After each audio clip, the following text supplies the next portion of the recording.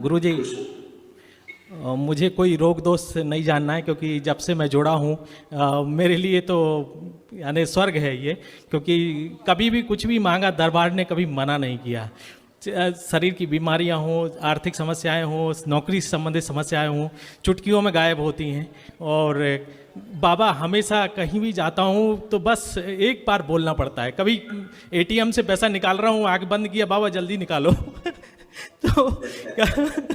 तो तुरंत पैसा आता है। ऐसा कभी नहीं हुआ कि डिक्लाइन हुआ।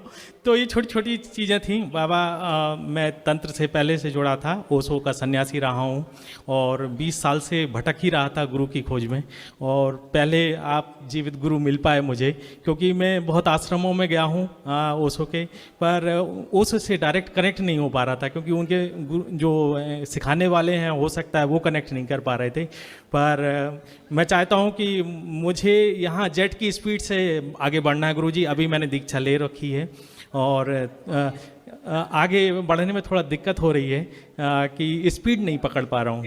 तो बस आपसे आशीर्वाद चाहिए। पहले तो ये है ना कि जो आज की तारीख में शरीर में बैठने वाली स्मृतियाँ हैं, उनसे गठबंधन हुआ जा रहा है। फिर आदमी मर रहा, पूरे जीवन तड़प रहा है। आपने शादी करा दी, गठबंधन करा दिया। सूक्ष्म शरीरों में, सूक्ष्म जगत में गठबंधन हो गया आपका। वहाँ अच्छे बच्चे पैदा होने शुरू हो गए शरीरों में, सूक्ष्म में। अब उन्हें कैसे मारोगे, निकालोगे? जो जैसे मरा है वृक्षों में, जहाँ पर भी उनके निवास स्थान उन स्मृतियों के, आप उनसे गठबंधन करा दे रहे हो।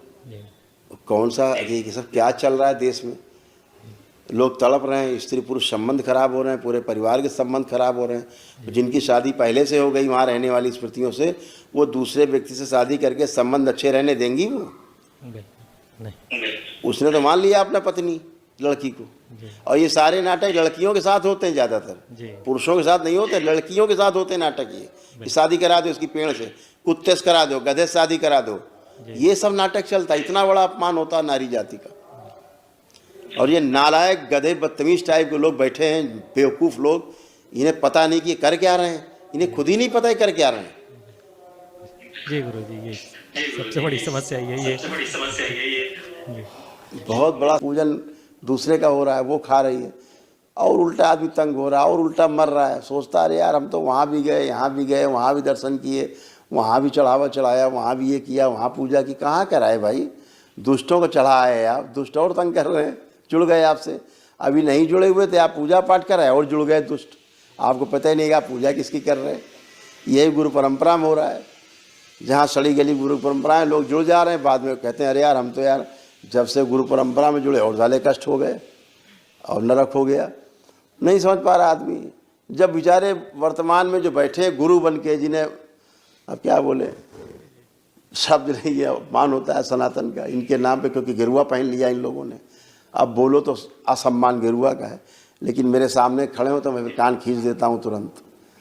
ठीक है ना? जब मेरे सामने होते तो मैं कान खींच देता हूँ आमने सामने। बच्चियों में बुढ़ापा जैसा फील कराना, और पुरुषों में उनका पुरुषत्व नष्ट करना, प्राइवेट पार्ट में सड़न पैदा करना, गलन पैदा करना, यौन रोग पैदा करना। ठीक है ना? और वीर नाश करके उनका ओज खा जाना, पी जाना, ये काम है उसका लिंग बेरिंग। ऐसा सब होता नहीं होता था आपको? बिल्कुल ठीक जो मैंने बताया महिलाओं में, वो इनको होता। ये हालत कमोवेश सबकी बनी हुई है।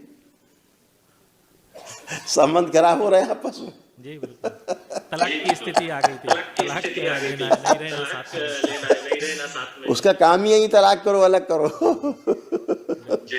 ऐसे ही, कोई बात नहीं। अब बहुत अच्छा है। इनको क्या था, अपने ऊपर ही ट्रस्ट नहीं हो पाता था। इनको अपने स्वयं के ऊपर ट्रस्ट नहीं हो पाता था। आप पे कहाँ से बेचारी ट्रस्ट करती है? वो जो गंदगी थी, इनको अपना सेल्फ में ट्रस्ट नहीं होने देती थी चीज़ों को। जो ओसीडी होती ना, ओसीडी, उस समस्या